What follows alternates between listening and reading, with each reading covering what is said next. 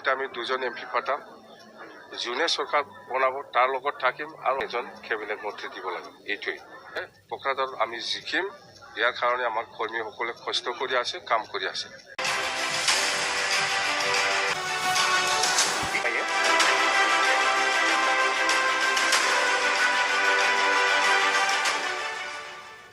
দায়িত্ব লওক, আমি সেই কথাটো কৈছোঁ। তেতিয়াহ'লে আমি জিকাটো 100% কাটা। আৰু আমি জানো এইবাৰ কোকৰাঝাৰ লোকসভাত আমাৰ যিটো যুঁজ এইটো আমাৰ UPPৰ লগত হ'ব, যিহেতু বিজেপিয়ে টিকেট নিদিয়ে বুলি আমি শুনিছোঁ। কংগ্ৰেছো খেলিব পাৰে, কিন্তু আমাৰ মেইন যুঁজটো UPPৰ লগত হ'ব। আৰু ওদালগুৰি দৰং এইটো লোকসভাটো আমি খেলিম। তাতেও আমাৰ মেইনলি যুঁজটো কংগ্ৰেছ, বিজেপি আৰু BPFৰ মাজত হ'ব।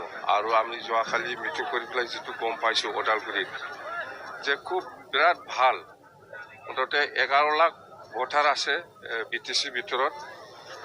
11 লাখৰ ভিতৰত আমি কৈছোঁ যে 6 লাখ কালেকশ্যন কৰিব লাগিব। 6 লাখ যদি কালেকশ্যন কৰিব লাগে, তেতিয়াহ'লে প্ৰত্যেকটা এছেম্বলি সমষ্টিত 1 লাখ কৰি কালেকশ্যন কৰিব লাগিব। যদি 1 লাখ কালেকশ্যন কৰিব লাগে, তেতিয়াহ'লে প্ৰত্যেকটা সমষ্টিত আমাৰ কৰ্মীসকলে তিনিজনকে যদি দায়িত্ব লয়, তেতিয়াহ'লে জিকাটো কাটা। এইটো আমি ফৰ্মুলাটো বাহিৰ কৰিছোঁ। আমি হ'ল এইবাৰ প্ৰথমত দিল্লীত আমি দুজন এমপি পাতাম, যোনে চৰকাৰ বনাব তাৰ লগত থাকিম আৰু আমাক এজন কেবিনেট মন্ত্ৰী দিব লাগে। এইটোৱেই। আৰু ইয়াৰ পিছত BTCত আমি ভালকৈ লাগিব। BPFে যদি BTCত চৰকাৰ বনাব পাৰে, তেতিয়াহ'লে আমি নেক্সটত দিছপুৰতো আমি দখল কৰিব পাৰিম।